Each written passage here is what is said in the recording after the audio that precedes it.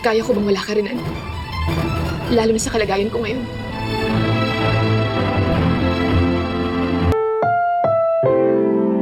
Ang programang ito ay rated SPG. Striktong patnubay at gabay ng magulang ang kailangan. Maaaring may masiselang tema, lengguwahe, karahasan, sexual, horror o droga na hindi angkop sa mga bata.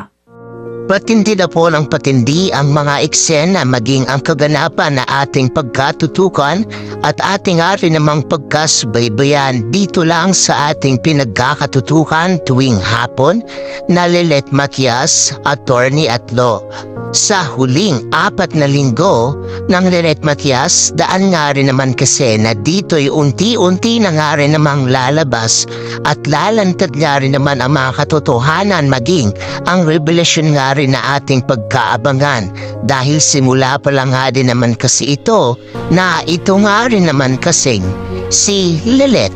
Malalaman na nga rin naman niya ang tinatago nga nitong si Attorney Alon na daan nga rin naman para hindi na magdalawang isip pa itong si Lilet na dapat nga talagang hindi na balikan nitong si Ira, itong si Attorney Alon dahil isang hari naman itong kriminal dahil ditong hari naman pipigilan nitong si Lilet ang kasal nga nitong si Ira.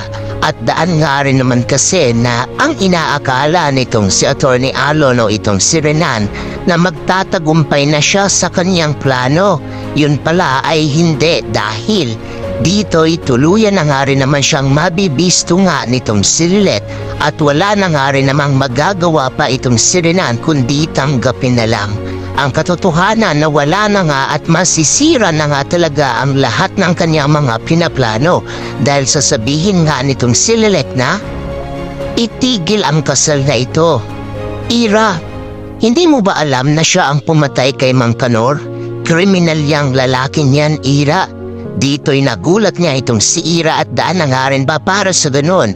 Ano kaya ang gagawin nga nitong si Ira dito kay Attorney Alon na ating pagkatutukan at ate rin niyang pagkakaabangan?